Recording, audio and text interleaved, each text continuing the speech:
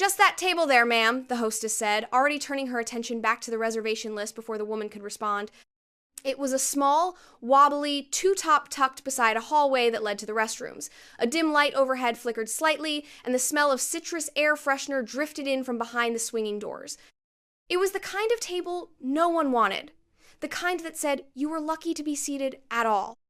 The black woman looked at it, then back at the hostess. She said nothing. Just nodded once, the kind of nod that held years of practice.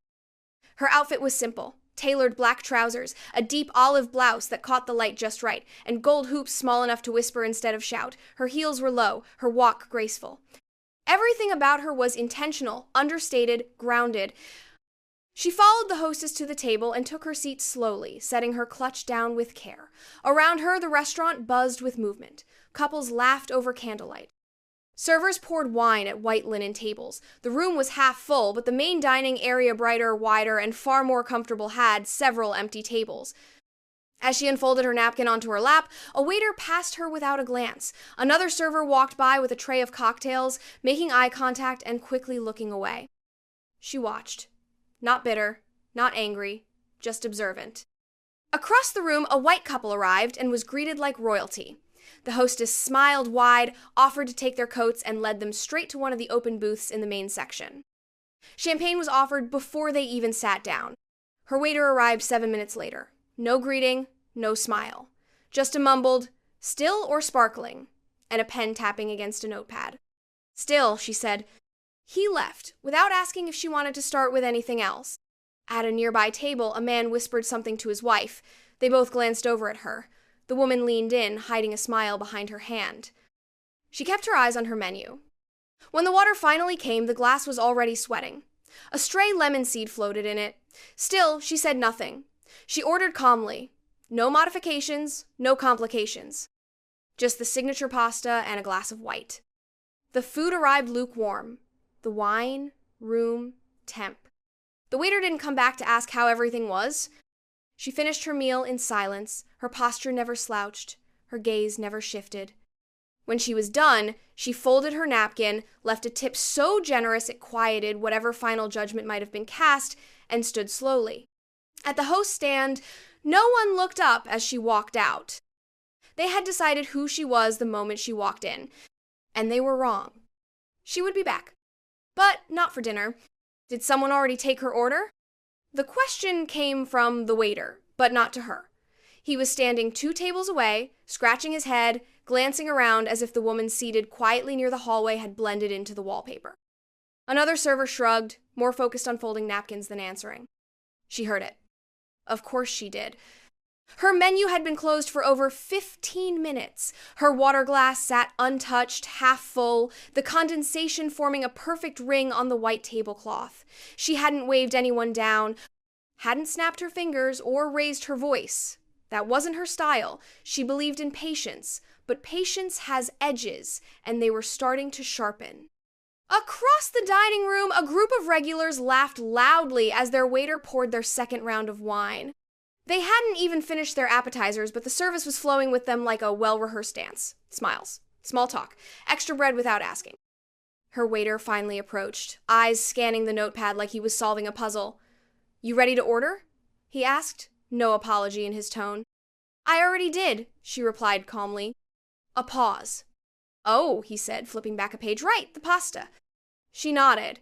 He left again, and she watched him walk away without any urgency in his step.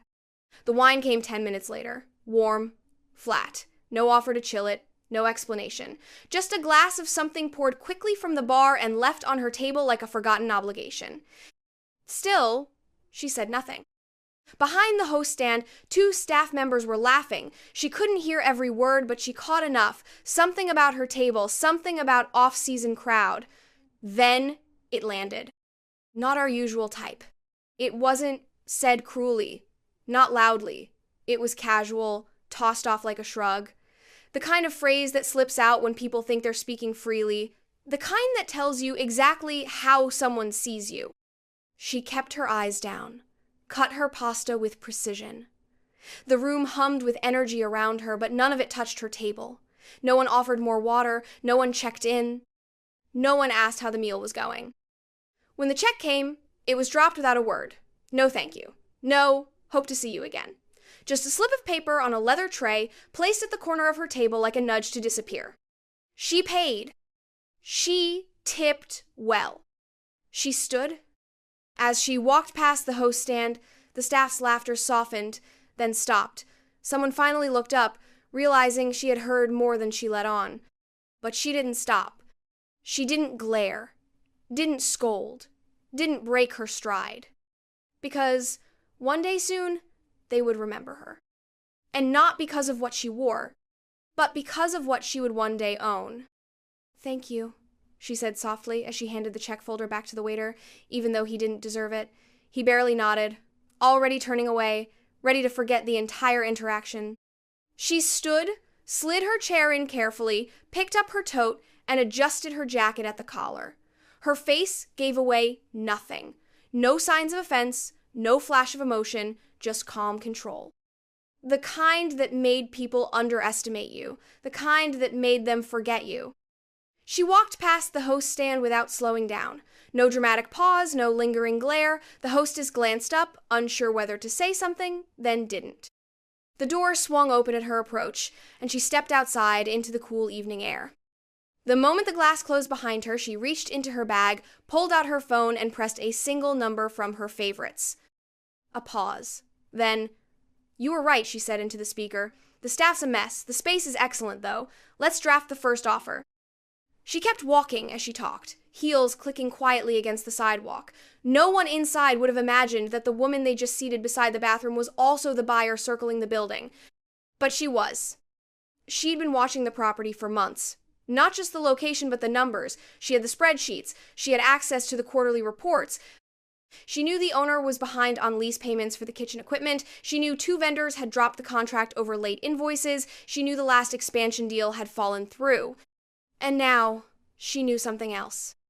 She knew the staff didn't value the space they worked in, which meant they didn't deserve to stay when the papers were signed.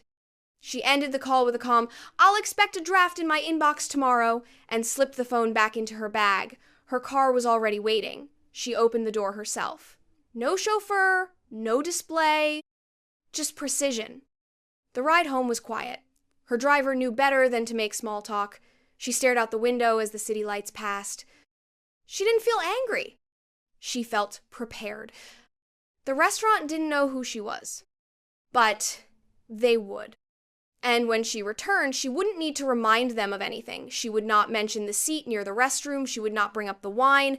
She would not point to the receipt still folded in her bag.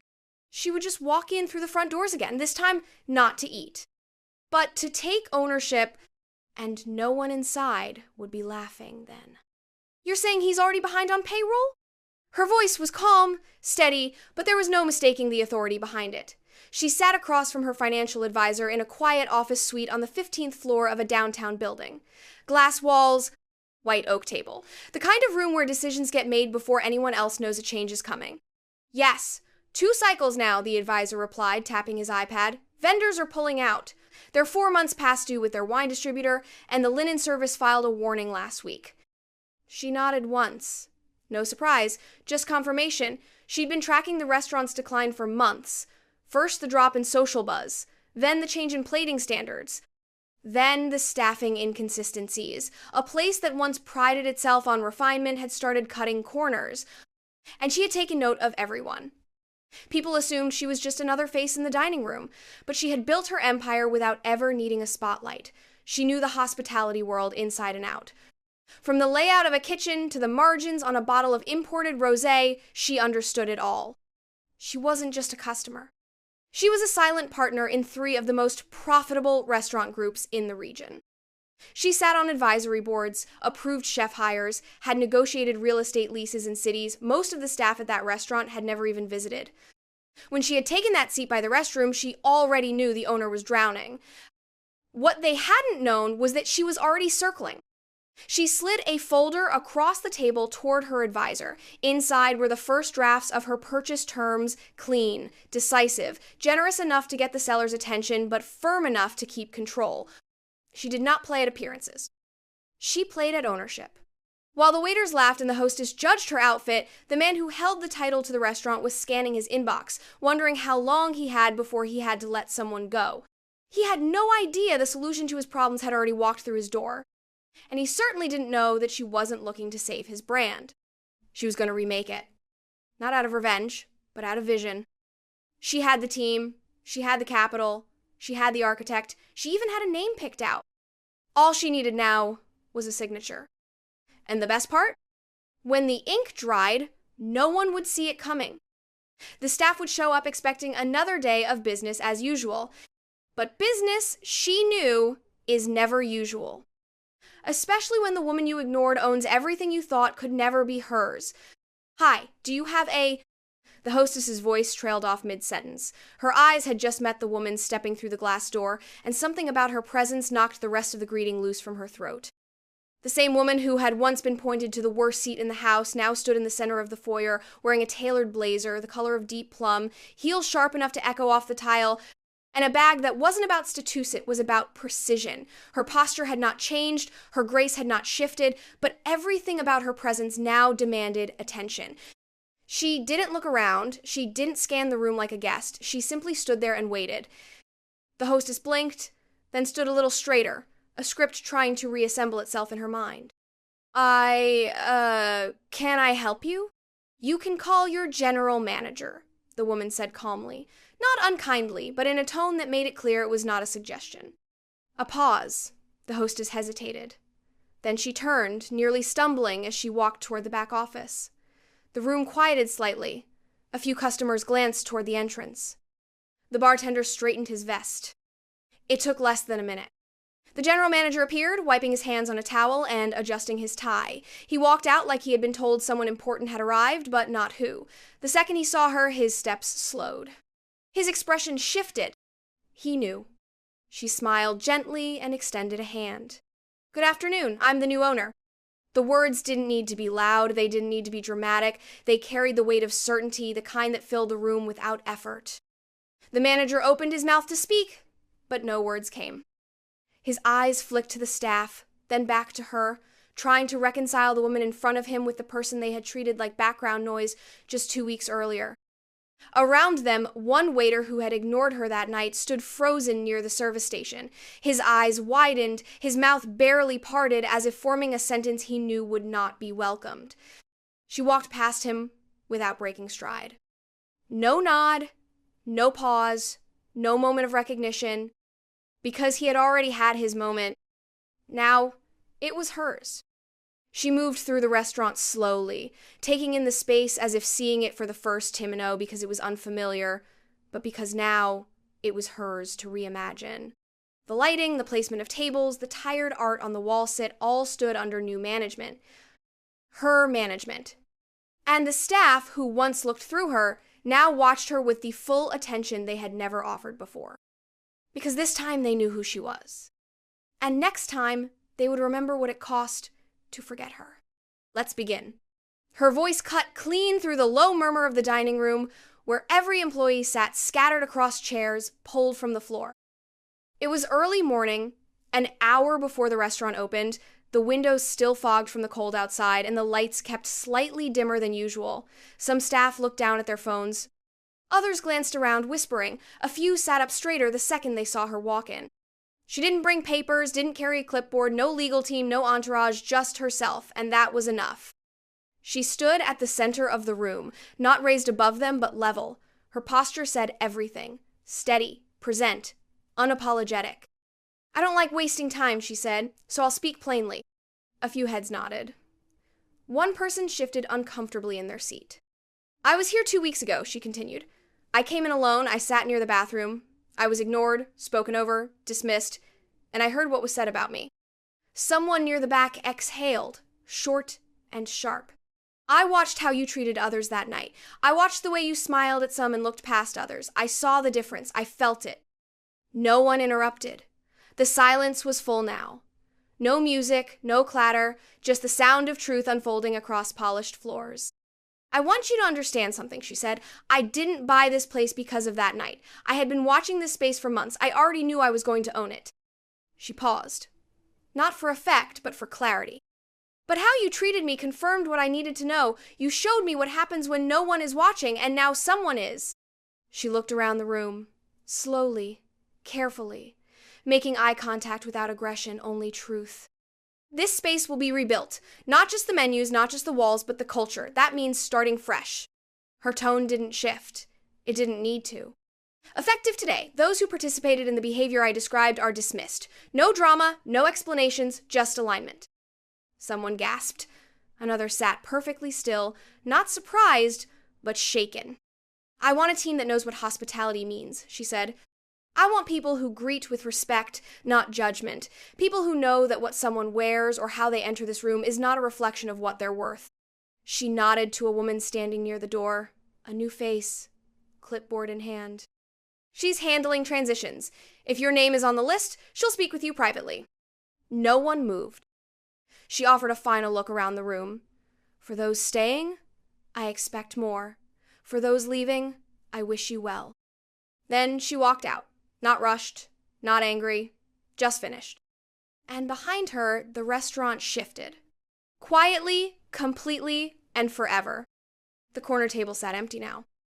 Not because it wasn't in use, but because no one dared to put a guest there without purpose. It had been quietly renamed on the internal seating chart, Table 1, not out of irony, out of memory.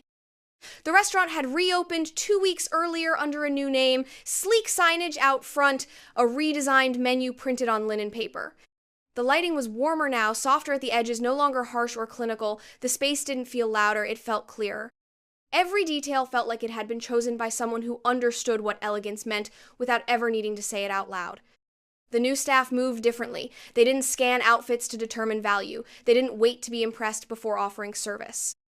They moved with the kind of awareness that came from training and accountability, but also from a shift in energy. From the top down, the tone had changed.